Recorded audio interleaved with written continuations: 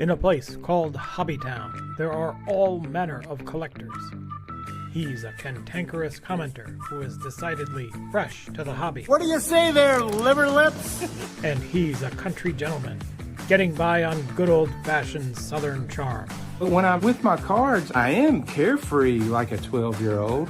Can two vintage card collectors coexist in conversation without driving each other crazy? The cracked ice house treasures kaboomy. Kaboomies. Kaboomy, one of one. You got to get some Southern drawl in this YouTube community, man. This is Hobby Talk with the odd couple, Tony the Southern Collector and Mike Petty.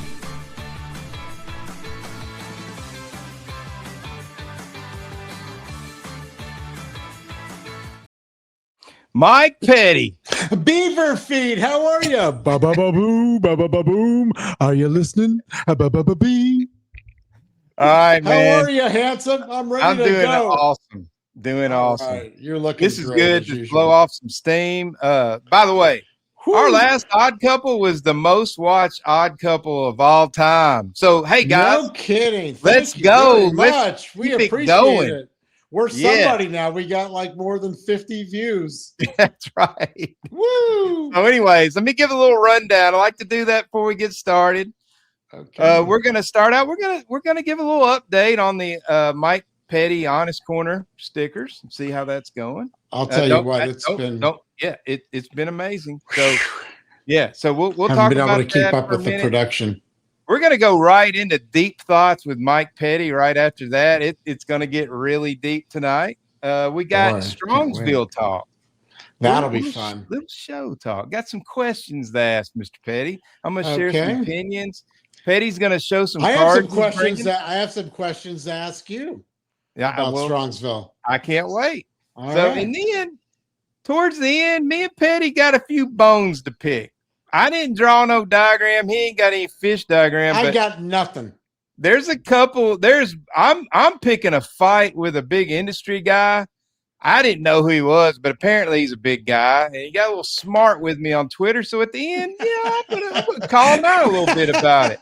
You have more watchers than he does, so yeah. So here we go. So Petty, good. Yeah. how has the Honest Corner stickers been going, man? I'll tell you, people have just been contacting me left and right. I have not been able to print them up fast enough or just keep them in the house. I heard that the auction houses are just going hog wild right now. Record prices everywhere when they see those gold stickers, and they're taking the hobby by the storm. I mean, this huge article by Rare and Dovell came out, and Rare and Dovell did this big article right here about Isn't he in the Jackass Hall of Fame? I think he is, but he didn't dog you too bad. It says Mike Petty Honest Corner favors shiny yellow stickers are taking over the baseball card hobby. How Mike Petty Honest Corner became the hottest trend in collecting. So he gave you some big shout outs. So guys, when you're friends with Mike Petty, he gives you. I was able to get a little access to the warehouse. So we got a little sneak peek into what it looks like inside. Unlike PSA, Petty let me take a video. So here they are putting they all got the shoulder length black hair, the shade, the brush. They're all putting them, got the conveyor belt, and they're pumping them out so quick. I got access to the warehouse, to the shipping department. Check this crap out. Driverless forklift. That's a violation. They should be honking with all. Look at all those. That's a violation. Let's play it again. Look at that. I mean, they're moving those boxes. I hope those guys are forklift certified. I hope so, man. Otherwise, Mike Petty might get a lawsuit on him. So I'll tell you what, I don't want any accidents and shit happening down there at the warehouse. No, man. So, anyways, I'm fired up for you. I'm sure it's a dream come true to see that. Believe me, to have a second thriving business like that. I'm just trying to be like Geo, so I can get like 15 businesses and then bankrupt a couple, sell them, and buy 26 houses. That's all I want to do. Oh my gosh, you never fail to bring that crap up. So all right, so you ready to get into your deep thoughts? Sure. All right. Yeah, So yeah. I butchered this last time. Hopefully I've solved this. So Okay. let's go into the little intro, Mike. All right. Now, Deep Thoughts by Mike Petty.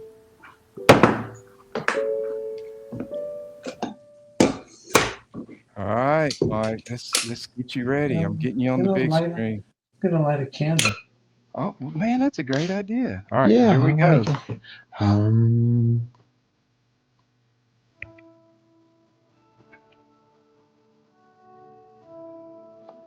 How in the world did I get stuck doing these odd couple episodes? I could be watching reruns of Golden Girls or that really cool Tom Petty documentary. Why is this even called The Odd Couple? We aren't odd, Stupid. or are we? I really thought these shows would have 5,000 views every episode. I was going to be the star I was destined to become. Maybe we should start doing those stupid faces on our thumbnails like Goof Wilson. I have told Tony to have provocative statements on the thumbnails. Beaver Feet never listens. You should at least add the comment, like, and subscribe in every episode, like my guys Colty and Chowderhead do on that Hot List show. All right. I need to return and refocus on what Beaver Feet's talking about before he catches me daydreaming. What about it, Petty? I like it. Was that it? Was that all? Oops. I just took you off the stage. Oh my gosh. That was a very deep thought. Man, that was the deepest of deep thoughts. I'll tell you, like, why do they call it The Odd Couple? Who came up with that name? Who came up with that crap? I don't know. We're so much alike, actually. Yeah. So, Petty, Strongsville talk. Okay. Are you pumped with enthusiasm about the show? I initially was. Like when it first came out and when we made our reservation and everything, I was just, like a little schoolboy playing hopscotch out there, throwing my little keychain down the line, hopping like a little boy, happy as can be. And then all of a sudden, Barry Gibb, he put a monkey wrench in it. He sure did. And I said, well, I'm going to roll with the punches because, literally, it's the only time that like us five guys get together, so that's kind of nice where the Heartbreakers can all be, which is like me, you, Mookie, Darren, and Greg. So, and it is a lot of people come also that are from the YouTube community, and it is pretty fun, to do the YouTube, the pizza thing. But, after dealing with all the shit with having to have a hotel 3 miles away, that already kind of gives me a bad taste in my mouth. And it's hard to when I get a bad taste for something, it's hard to turn it around. So there's that. And then I have to worry about waiting in line at the airports, right now, getting through everything the way it is. And I have like a 35-minute layover in Denver, and it's on Southwest. My chances of not making, I couldn't get a direct flight anywhere. I managed to get one home on a different airline, which was nice. But just the thought of it, I could probably do without it. I'm going to be happy when I'm there. I'm going to make the best of it. But after watching the Four Collectors show last night, I was actually listening to it, and my wife was watching it on the way home from our Easter break. And she kept saying, look at those dopes on there. She goes, how about those guys are so dopey? She goes, you know those guys? I go, yeah, I know them. And she says, well, none of them have a suntan. They're all white as can be. They need sun. California, but she says they need sun. And she goes, and none of them are nearly as handsome as Tony. And she said, he's your only handsome friend that you have. So and the rest of the guys are just butt ugly. She goes, where's the tenderonis? She said. And then they ask, who are you? One of the questions, who are you really excited to see? And I'm thinking, everybody's going to want to see me. I go, wait till you hear this, honey yak. And guess what? Crickets. Nothing. Not a thing. Nothing happened. Hey, I got one shout out. JT wanted to see me. Did he really? Yeah. Oh, that was nice. So anyway, nobody wanted to see me, so I got news I want to for see him. you. I know. Other than you guys, obviously, you want to see me, and then I like to see guys like I haven't met before, and that I don't get to spend much time with, and our little group. But other than that, I really don't care. I don't care about any of those guys last night that didn't want to see me. I don't want to see them, and I really hope that they don't tag along for lunch. Well, because otherwise I'm going to have to pass the check down that way. I'm going to I split had it up so into much 100. fun last year. I couldn't wait. And yeah, Barry Gibb threw a little kink in our works. And for him to not understand, I told somebody, here's a Greg Miller analogy for you. Basically, what he did was tear down stodgy, old, tired Wrigley Field and build a brand new stadium like everybody else has and go, hey, it's better. We got a curtain. It's better. It's new. It's in a new place. It's bigger. It's modern. It's this. We're gonna see, aren't we? Big. I don't want modern. I want Wrigley Field. Being 3 miles away, the shitter's full. They're gonna have a problem with me. So I need to have my priorities in a row. But I will say this. I'm not going with a bad attitude, but that was my initial thought. And it was kind of a kick in the gut. And I've heard everybody talk about that. I'm going with the good attitude. I'm going to have fun. So got a couple questions for you. What do you want to see with their new setup? What's gonna be something that you want? I mean, I don't really know what to expect, and I don't really care. I mean, it's all going to be on one side. And truth is, I may even stroll around to the other side to see how busy their bathrooms are on the other side. But it's always nice to see what what other people are doing too. I want to make sure that they're not, because who knows if ours are going to be crowded. When you get to be my age, you worry about the bathrooms because you don't want any. It's not like a young kid anymore, so it's not like I can just hold it all day like I'm in grammar school. So, and especially the way you feed me out there with all that fried food and all the shit that we eat out there. I mean, it's just a debacle. 4,000 calorie breakfasts for $6.99. The dinners. I mean, all of it. And I guess we're going to have the trade. So we're staying at the Embassy Suites. We're going to have the trade night is at the Holiday Inn, I guess, right? Is that how that works? And I don't know. I'm just going to go. So now what? The Holiday Inn, is that across the street from the Embassy Suites, or is it next door? Or do we have to drive? It's a I'm 10-minute not walking. No, we'll drive. Because it's like, do you really want to be on the streets of Cleveland walking with your backpack? This is in baseball cards or whatever. It's Ohio. 10 soldiers and Nixon's coming. There's the man from California, where they lock up the shaving cream in the Walgreens. Dead in Ohio. I'm not. I mean, what? Well, let me ask you this: What's it gonna? What would it take at this show to make you want to go back next year? And listen, I don't want to be all negative, but I'm just asking a question. Absolutely. I mean, this is serious. There's probably not a lot that can make me want to go. Mookie, that'd be the only thing. But if I could meet up with him, or we could meet up at another show somewhere else, I'd be willing to try. I don't think I have to go back to Cleveland again. It's really not geographically, very good for us. I don't know how it is for me. I get a direct for you. Oh, it's hard. It's hard for you. I'm on this side of the country. Yeah, it's just a long way. We could go meet up with Mookie at Here's the show I've always wanted to go to. Fish Kill. Fish Kill.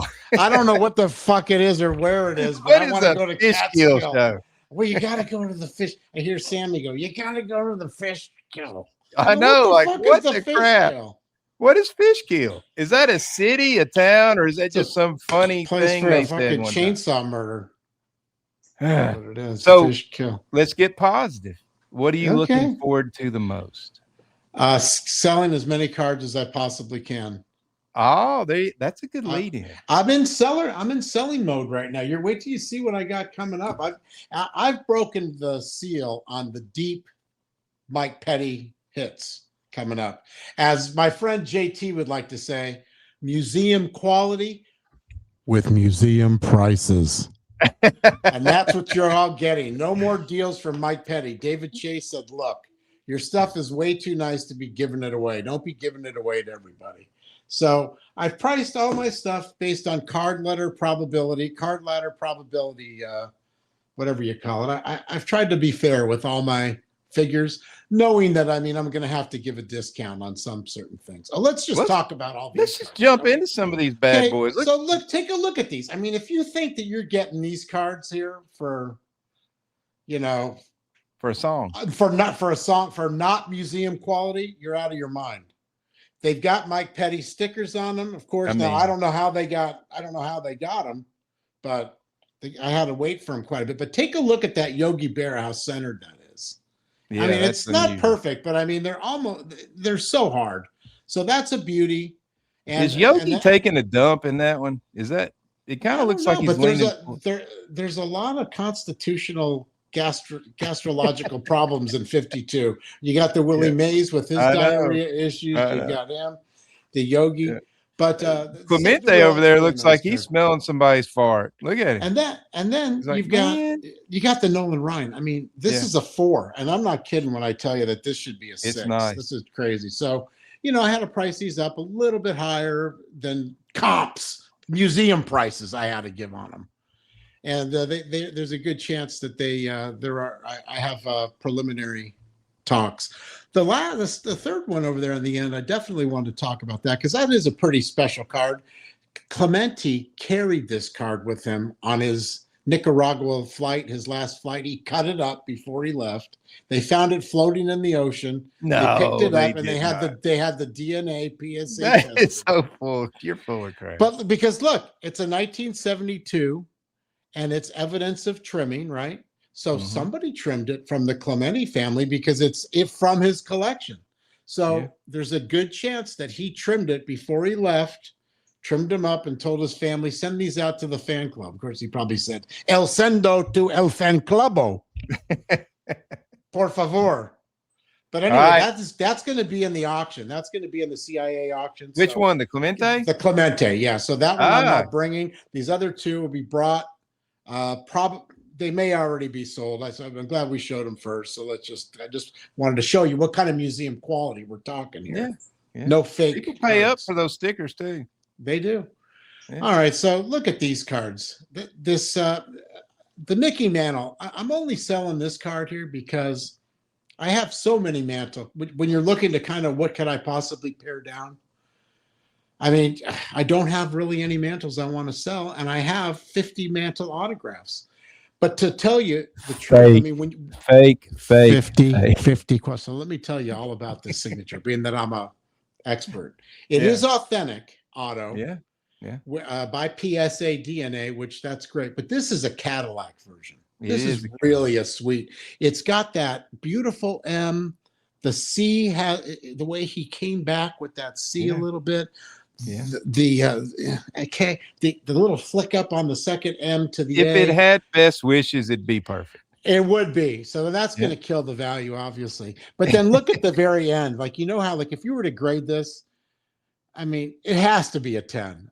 Because it's not out of it just goes, it touches the outer border, which I love. So I'm selling that. Should I give them prices or should I just sticker shock them when they get there? You can give them whatever you want to do, bro. This is your part. I'm giving them prices. Okay, there you go. I have it listed as $850. A bargain at half the price. I must have paid at least $3,000 for it. You can be the dude in the 80s. What was he that Golden got his start with? That guy. The Fleer guy, Don West. Let me tell you something. You're gonna be the cock of the walk if you buy this. You'll walk into a bar. Every girl's gonna want to be with you. Yeah. All right. So anyway, that's a pretty good price. And again, all these prices are going to be negotiable. And I really want to get some people into these nice cards before they go off to auction. The Gehrig, I've showed it before. This is a cash in. Somebody's going to want this. It's a beauty. It's obviously it's been trimmed, but it's been trimmed beautifully, and it probably would be a 3 or a 4 without it being trimmed. The thing I love about it, I didn't send you the back, but let me show the back real quick. I think I might have showed this before, but the thing that's great is somebody wrote on that back in 1930. So the card came out in 29, and somebody wrote on it, Lou Gehrig, first baseman, New York Yankees, May 23rd, 1930. So that's why, it got an authentic. It's also fits really nice in the holder, which is unusual for these. So that one, I am asking 1950, but this could be reduced a little bit for the right person. If it's JT or something like that, it's $2,000. But anybody else, come up to me, and if you really want it, you'll get a discount. All right, so what's next? Oh, the Cobby. I got that Cobby. That's a maple crispet. 1.5. It's only 1.5 because it has a little damage on the back. I mean, it's what do they call, a little tiny bit of paper loss. It's all written. It's a Canadian issue. 1.5. It looks like a 3 or better. The corners are great, and it's got really nice centering for maple crispet. That's nice. I'm asking 35 under on it. I would definitely take less.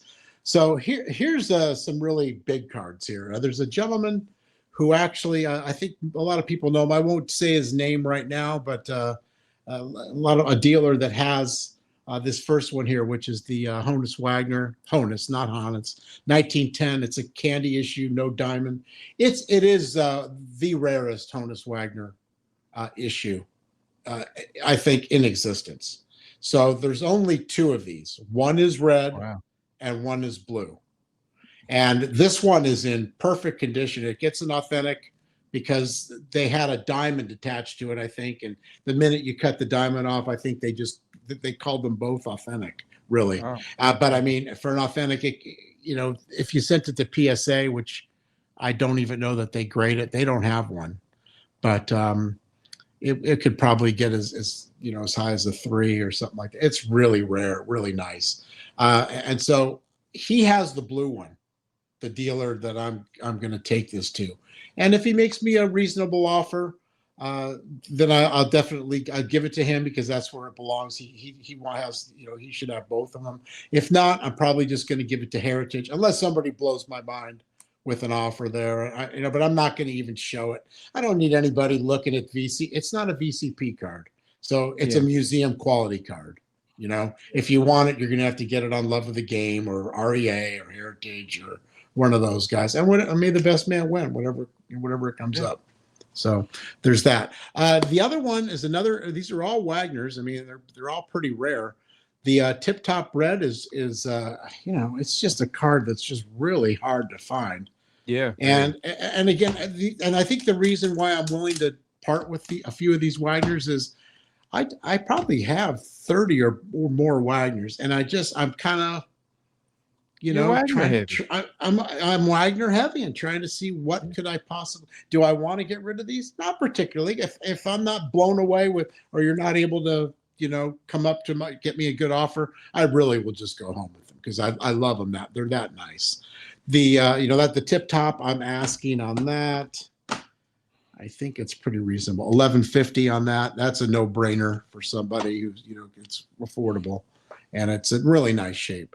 The 1910 E98. This was the Black Swamp find, and this, of course, was way before. It was before the Black Swamp find. And these green ones are very rare. They may come up one a year.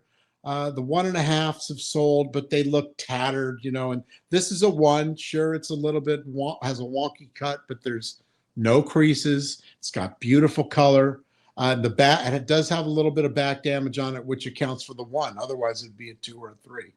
And as David Chase says, he loves back damage, and that's what I like too, because that's the best place to have it. And you get a card for a 1 that's more affordable. I'm asking $5,700 on that one.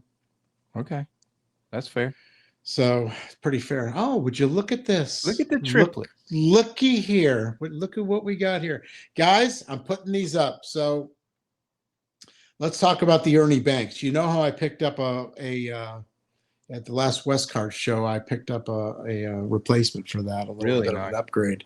And this one was, it's got beautiful centering. It's great for, lower priced home run derby banks. If this was, didn't have, it wasn't altered, it'd be probably a $3,000 card, 2,500 at least. So on that one, I'm asking 1,250. And that one may be part of another deal too. So I mean, I don't want to, say it's for sure for sale. One, and as well as one of the errands right now, maybe as well. Somebody's already shown some interest in that. So one of these other errands are up there. These things probably come up once every year if you're lucky. A nice one like these. To give you an idea what these are selling for, a Mile High in January had a PSA 1 MK that looked nothing like this one here. It looked like it was run over by a tractor, and it went for 4,900. Dang. So this one here, I'm listing it at 5,300 for both of them. So like if you want one or the other, but I probably would take closer to the actual comps just because I feel like it'd be a great deal for somebody, and if you wanted to get started with these, this would be a good way to do it. And I'm going to get rid of both of these on this trip. So, and if nobody wants them, I'll be definitely put them up for auction, see how it goes. Awesome. All right, so we got a couple more cards here. This Joe Wood, these national games are, they're pretty tough to find, and it's a good way to get into lower priced cards that were back from 1913s, and they got some great pictures on them. This shows Joe Wood throwing a smoke ball. In case you're wondering, that's why they call him Joey Smokeball Wood. Yeah, as Steve would tell me. And on that one, do I have it here? Oh, here it is. Yeah, I'm asking $895. I have some room I've got a little room, bro, on that one. So if you want a good Joe Wood card, you're not going to find them in a 8 very often. So that'll be a good opportunity. You have the blackbacks here, the 1952s in high grade. If you want, great image, sharp corners, these are your cards. These have been in my collection pretty much since day one, I think, and I'm moving on from them. So I have them listed right now at $750. The last Snyder that sold was like $799 back in January of more than a year ago. So these don't trade that often. And I mean, dealers would love to get their hands on them because there's no comps. But I'm not going to give them away to dealers. I have them listed for $750 each. I think that's fair. I certainly would deal on the pair for sure. But again, dealers aren't going to get them. So they'll either come back with me or not. They're all beautiful, dude. I mean, they really are. Hopefully you can move them. I mean, maybe if I do, trade night. Yeah, like I said, if I do, that's great. I'm glad. Thanks for, I definitely wanted to show them. I think they definitely deserve, spending a minute here to talk about him and show him whatnot. And I'm pretty easy to deal with all in all, except for JT. Hopefully he doesn't want anything. So you are just if he having does, him for JT. For JT, yeah, dude, man. I'm looking forward to hanging out. I don't like his museum quality comment. It makes me feel like I need to have lower prices at trade night, and I'm just not going to. So getting into like shows and show prep, so we just went to the Ontario show. We got this one, of course, wasn't long ago. We were at the National, and then when you go to a show like that, do you go with the list? Do you go with the plan? Do you go with targets in mind? How do you approach that? And then I'll tell you how I do it. It's all right up here. Yeah. So the last 3 shows, I've come home with more money than I left with. Normally I'd come home I'd go with a wad of, cash and a check. But right now I think I really enjoy the selling part of it as much. I enjoy trying to find something special. Don't get me wrong. If I see an upgrade or I see something that's, on my list, I'm not going to hesitate to come up with what I need to get it. But I just don't see myself in that position right now because there's really nothing that's driving me. Like these cards drove me at some point, but once you get them and you have them for so long, and then don't forget, I'm starting to collect doubles now. Yeah. So that's what puts some of these cards up for auction. Kind of trying to share these around. So I really don't have a plan. There's nothing on my list. It did the. I saw Ash had a nice Satchmo page the other day on. He sold did it. you see that? He did sell it, Yeah. but I thought about getting another $40,000-$50,000 together and plopping all this on his desk, or maybe even I could have reached out to him with a text, show him what I had here, maybe ask him for how much cash would he want, or could I give him some more in trade? He would have been willing, but to be honest with you, I just didn't have the wherewithal to. It just didn't mean that much to me. I felt if it was still there, maybe I might, maybe I could get 10, 15 grand and make a deal with him, maybe pay 30 grand for it or something. He wanted 62,000 or something. It was nice though. Don't get me. I thought it was priced all right, more like a $40,000 card, but he sold it, so I don't have to. And I don't care. Isn't that funny? I mean, normally I would reach out. I'd be, oh shit, let me hurry up. And I saw it. I was, man. I just I ain't got any more big cards I want to sell to raise, and not right now. Right. The tax man. I'm the tax man. If 5% appears too small, tax man. Anyway, be thankful. I just heard Saturday from my accountant how much I have to pay the tax man, and so because of that, this guy right here ain't. I'm gonna have a little bit of money with me there, but I don't have a list. I've never taken a list to the show. I've just kind of, I know what I like and what I kind of need, or I don't need anything, but what I like and maybe what I want to chase. And if I see it, I might do it. But I'm actually going to enjoy, I'm going to make it my mission just to stalk everybody and follow them around and help them. Like I know I love shopping with Yogi's friends, Tom and Coop. Those guys, those are my boys, my Midwestern guys. Yeah, I just love spending time with them and seeing what they got and trying to help them and giving them advice. And it's so much more fun to spend other people's money. I like seeing Greg Miller over there just analyzing the crap out of cards. Like he is so analytical when he looks at a card. And he wants another opinion, and I love that. I mean, it's fun. Me too, because you're involved. And the thing that I couldn't get over the other day, he called himself impatient. No, and I'm going shit. I mean, I'm impatient, Eddie. Everybody knows that. Nobody's got impatience like me. I figure he's pretty patient, But I've been practicing patience a lot more. As you get older, you do get a little bit more patient. But I was last year. I had more fun at Stan's table when Greg was there, Sammy Thunder, and Orlando all together. Now I love Stan, but I just can't seem to get a deal with him the last couple of years. I bought from him before. Does me good, man. Yeah, I mean, but the last couple of times he just hasn't had the right card for me to make a deal on. You have to ask for. He's always got him priced on the back, and it wouldn't be bad if you could just pick what you got to ask for him. And I love his wife Casey, and he's always having so much fun. So I had never had more fun last year.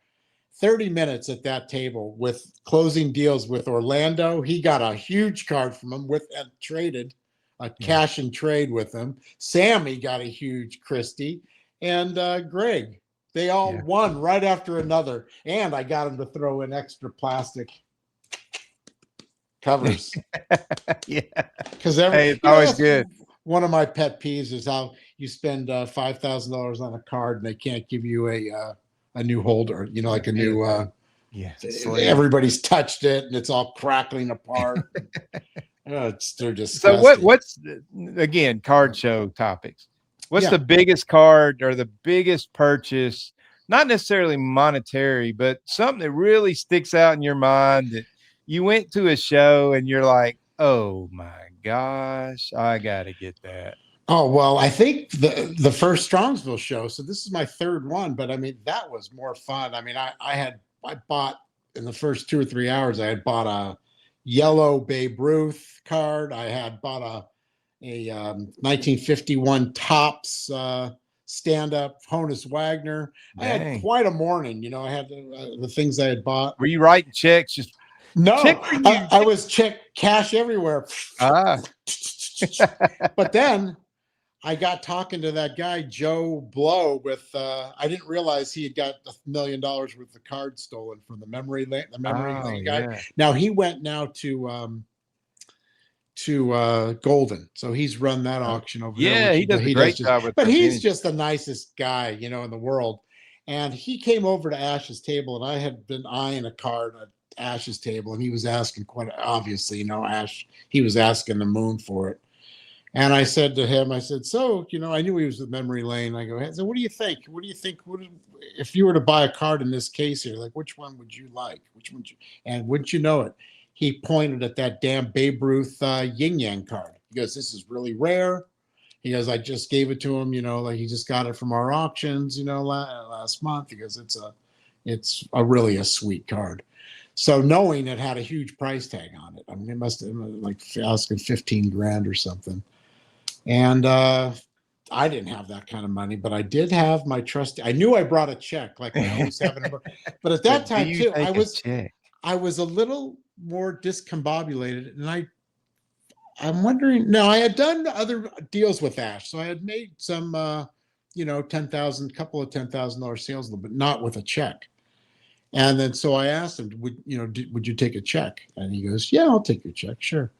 So I pointed to that card. We talked. It went pretty easily. All in all, I said I'll give him $10,000 for that $15,000 card, and we kind of like went around. We ended up meeting in the middle, and I said, "Oh, you got a deal!" Boom, right in front of the camera there. I mean, it was literally that fast. And now I needed to find the check. So I'm digging through my fanny pack. I had a smaller. I mean, I have shit in there. Everybody's cards are in there. Literally, just I can't find my check. I'm sweating, and then I tell Darren, could you help me with he's trying to figure out my PayPal. I go, I've never made a deal like this before. And I go, and I don't have the cash. And then finally, I got my check. I found it. I found it, wrote the check. But that was my most memorable buy probably of all times at a show, and with everybody around there. And Greg has that on video. So it was pretty funny. I mean, my biggest purchase ever was in Ontario with that Michael Jordan. Where's it at? Oh, that was too funny. When I saw it in that case. Where's the signature? It doesn't have best wishes on it. I don't even see the signature. Oh, there it is. It's there. It's there. You just have to look. Man, just shut up. I did dog your Mickey Mantle card, so you can. No, that card is just. Anyways, I saw it. Joe Perot talked about card. it with me, and then bam, I come home with a signed Michael Jordan rookie card. It was amazing considering you were all done and you were all in, and to pull, you know, it'd be one thing to get a Larry Doby. Oh man. So one of the things, because we don't have the card shows that they have up in the Northeast. Like they can go to a big one, seems like every week. You have that in Nashville. Yeah, they have 2 a year. Isn't that? I mean, that seems to me like it'd be pretty good. Mm-hmm. It is, but I personally, I enjoy card shows for the people. I don't go to really buy cards. I would rather buy cards in an auction or online, and because I feel like I'm in control. When I'm at a show and there's a dealer back there, I have that Southern kind of thing where, bless your heart, and I don't want to hurt anybody's feelings. What if I ask him, you know, will you take this? And it shocks him, and he goes, oh man, like who do you think I am? I got museum cards here. And I go, but you know, I'm looking up comps. And then he gets mad at me, and I'll be like, oh man, sorry. I think I was that way a lot too when I went back to shows for the first time. I mean, I was a little nervous. It was almost like sitting down at a poker table for the first time. You know, your heart's going a little. I've never said you're not sure. But okay, but anyway, but it's. I just went to Vegas. We stayed in the Wynn 3 nights. I did not gamble one penny.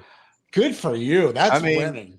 we were there for shows. It wasn't. I know. But I anyway, know I don't know shows how to that gamble. I've never done it. So that Eagles show is like no other. oh wasn't it? man, the Eagles in the Sphere was amazing. I Oh could my go God. on for days about that. I know. But so, Yeah. but last year at Strongsville, I was flush with cash. Ash had paid me for a card Right. that we had a little deal. You know, it was stolen, and he got the insurance settlement and gave me my money. And it was, I like that card. I like this card. Yeah. I like that card. But that was different because Love of the Game gave us those little notebooks, and I would go out in the lobby. I would write down cards I like. I caught you I'd there go a out couple and times. comp them and write them down, and then I'd go Mhm. back out there to the table. So it was more like doing it online, because online I like it because, again, I can comp it. If it's an auction, I got a month to figure out what that comp is and what I'm willing to pay, what I think it's worth. I think the But more then- shows you do too, you get more comfortable with it, Yeah, right? On I'm the other sure hand it's too. crazy. But yeah, there's more time to do that at that show. And you know, it's just have fun. I mean, it literally is a great time. You know, It's we're just gonna have a fun. good time, and it'll be a little different because I'm just not gonna. I don't need anything like I did before. You know, I've filled so many holes in the last 5 years, literally, that I never dreamed of. Really, I'm just very blessed and very happy with what I have. So, trying to share Well, the love and.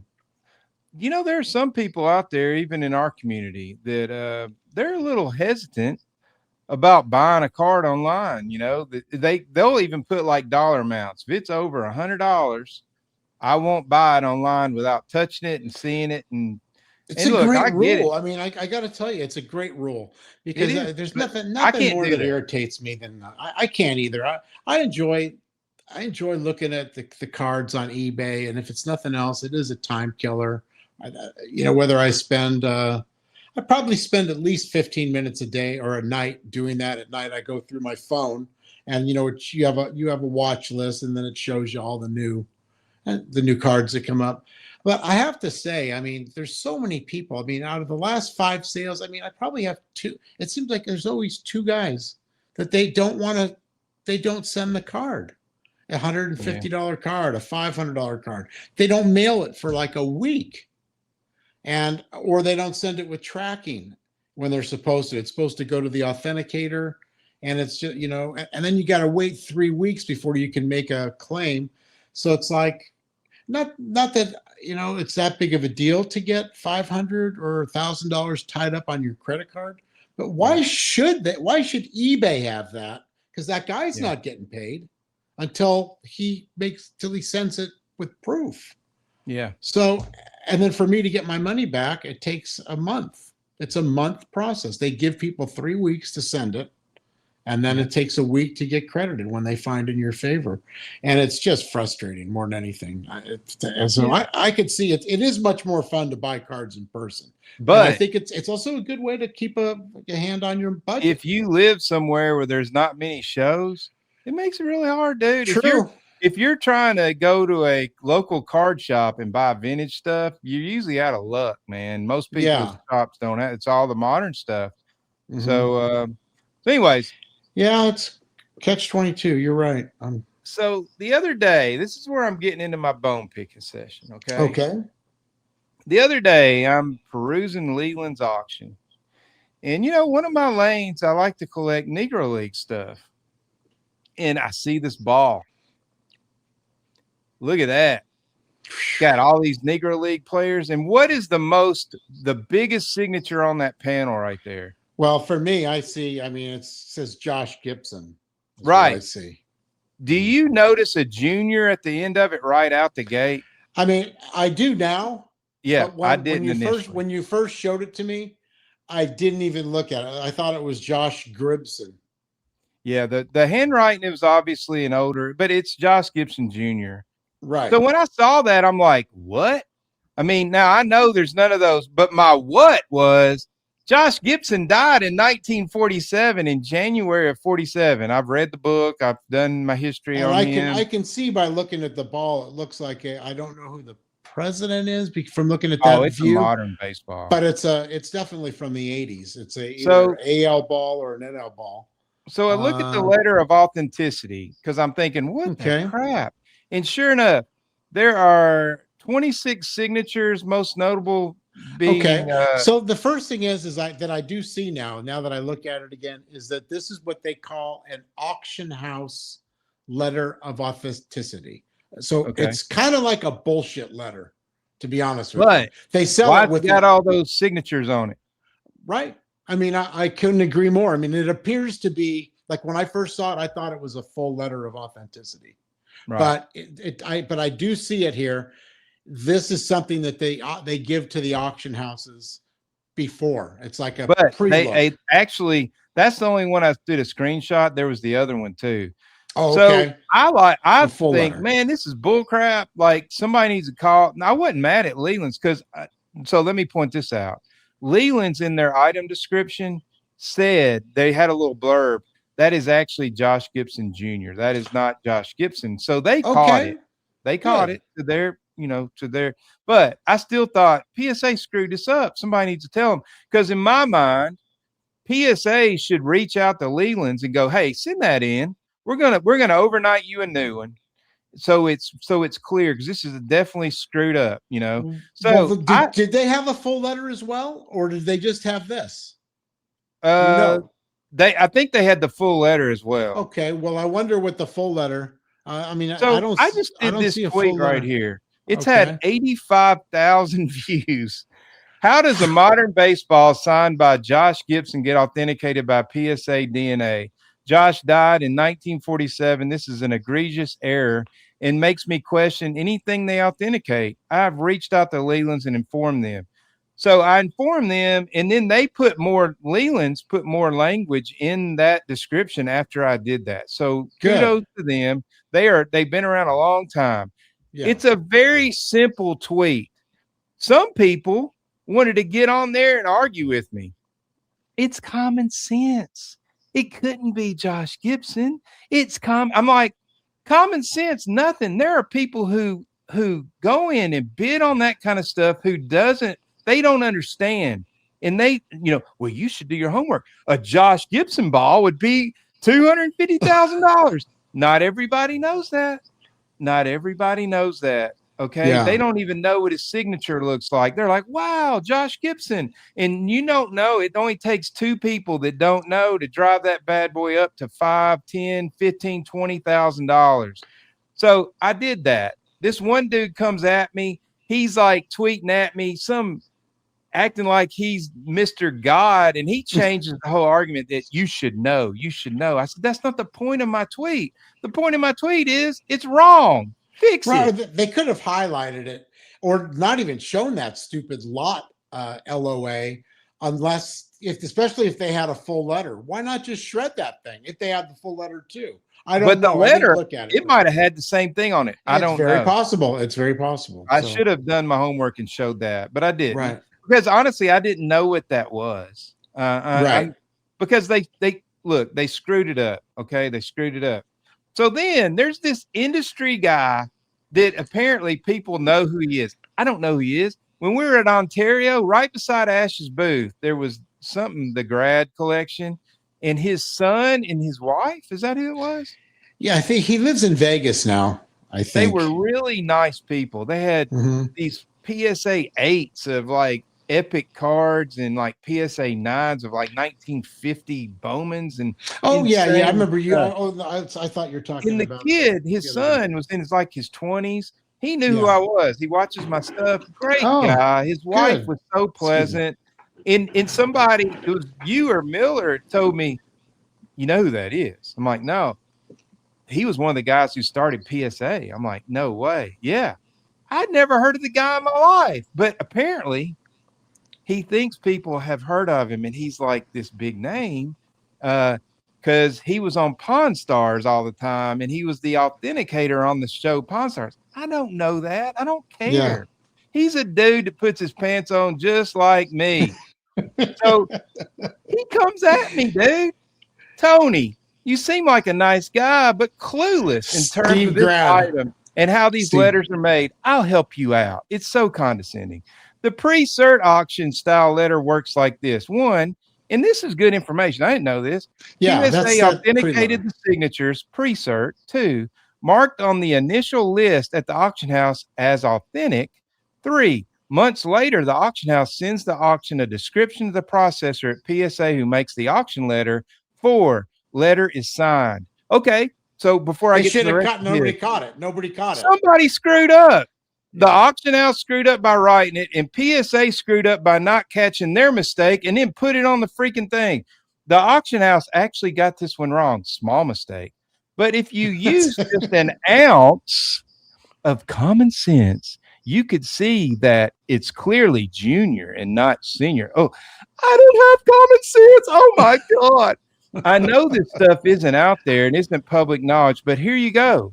Enjoy your day and maybe investigate the moon landing in 69 if you're looking for a true conspiracy theory. You know what, Steve Brad? Screw you, man.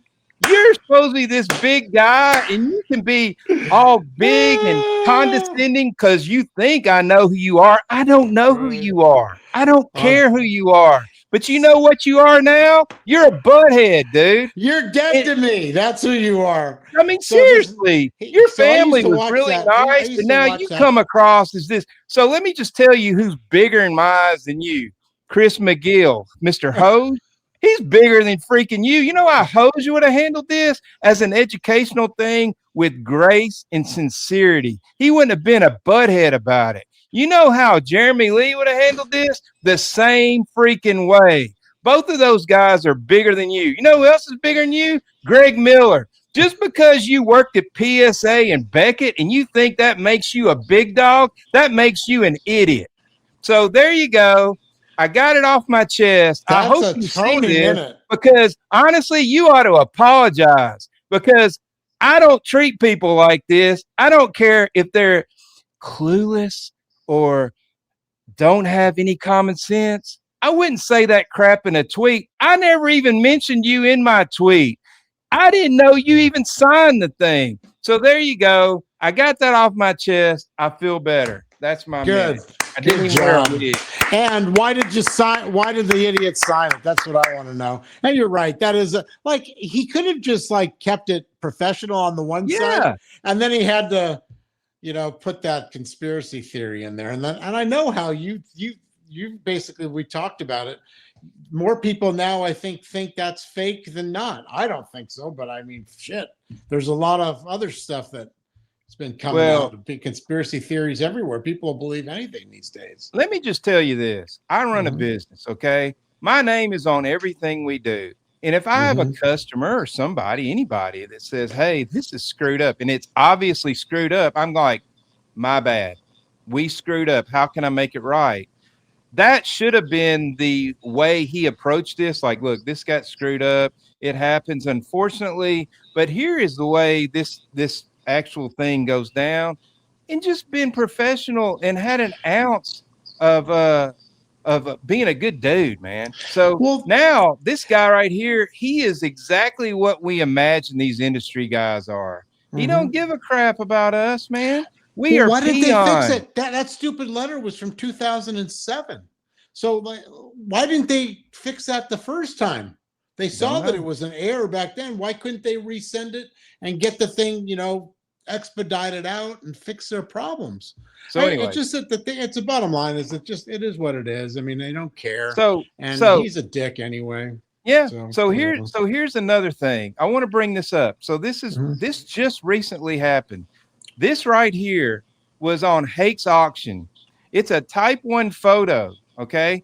Let me go in here and grab the Hake's auction file real quick.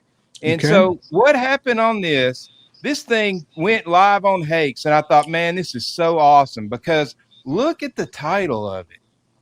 Original photograph of the Concordia Eagles with Hall of Famers Josh Gibson and Martin DeHigo, PSA Type 1. This thing ended up selling for just shy of $23,000. Okay.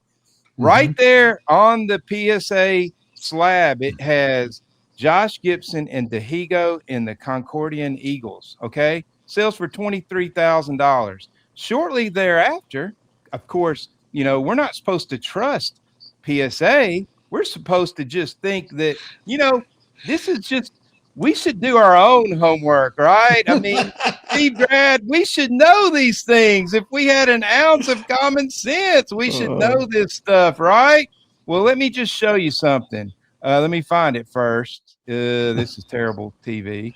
But let me just tell you, Ryan Christoph, who is the #1 guy in Cuban stuff, like Cuban leagues, Puerto Rican, he's the one that discovered the Talateros Josh Gibson. He's the one that discovered it existed. He discovered the Type 1 photo. He goes on the Negro League Facebook page and says, hey, I'm just telling y'all, that's fake. I mean, it's a real photo, but he goes in it. That's not Josh Gibson in that photo. He said, so I hope somebody sees this before they pay. Here it is. It says, just in case the winning bidder is a member of this group, that just ended with 100% certainty, it is not the 1934 Concordia team. In fact, it does not feature any of the players listed in the description except for Martin Tejigo. It's from Cuba, not from Venezuela. How did he find out? I wonder. How does he know? Well, this guy, he knows. He's an expert on it. He said, not in the photo. Josh Gibson, Tetelo Vargas, Rap Dixon, Luis Aparicio Sr. in the photo, and he knows. He said, I believe Alejandro Papez is also in the middle on the front row. This is an egregious error on Hake's part. One of the many incorrect identified players and teams that are in each of their auction. I'm assuming PSA just goes along with whatever Hakes tells them when they slab these photos. There you go. Same scenario. Hopefully the winning bidder sees this before getting burned for $21,000. PSA has insurance, don't they, for that authentication? And did you see that name, Garcia Coquena? That was the guy. So sorry for going on this big rant. That was a good one. It's just I'm pointing out to Mr. Grad if he happens to watch this, because he's a YouTuber now. He's talking about how to authenticate autographs. And I was watching this crap. I ain't watching it no more because now I know he's a jerk. But anyways, this is proof for you, Mr. Grad, that this kind of stuff happens because people who are supposed to know what they're doing and get things right on PSA, slabs, and authentication letters screw up. And people like me might not catch that crap. So there you go. That's my rant. Right. Well, it was a good one. And I think it's well deserved. But I mean, it just goes to show what we've been saying all along. Be sure you know what you are by. Never trust. Always, certify or check it out first and verify it first, and then then it's okay to trust it for the most part. But don't blindly just be bidding on something or buying things because it's got that preferred label on it. They make mistakes. Quite a few of them. So, well, Petty. We're right at an hour. Well, so you did a nice, Tony. That's a petty. We got no time for a petty minute.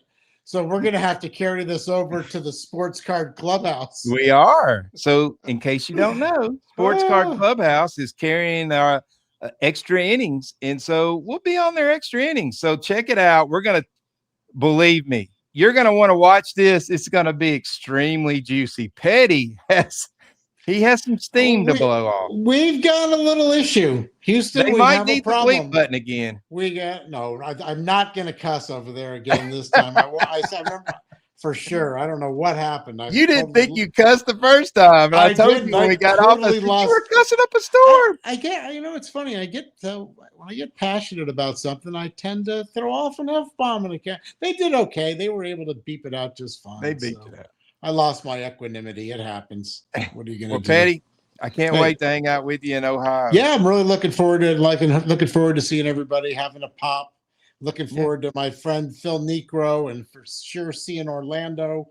And I would say Lou Rock too. I was excited to see him, but now after I heard they didn't vote for my buddy Greg for the YouTube Hall of Fame, you can't do any more than he does with 3 shows a week and go on all the things he does and build communities. But instead, he votes for a guy like big, dumb old Scott. Well, I got an IQ of 40, but here we go. I'm a Hall of Famer. So do you want to take us out of this singing a little verse of Ohio real quick before I hit the outro? 10 soldiers and Nixon's coming. We're finally on our own. This summer I hear the voices for dead in Ohio. All right, we'll take it out with that. That was All awesome. right, guys. Thanks, Petty. Peace, See us love. at the Love you Sports guys. Card Clubhouse. Remember, I love my baseball cards. Yep.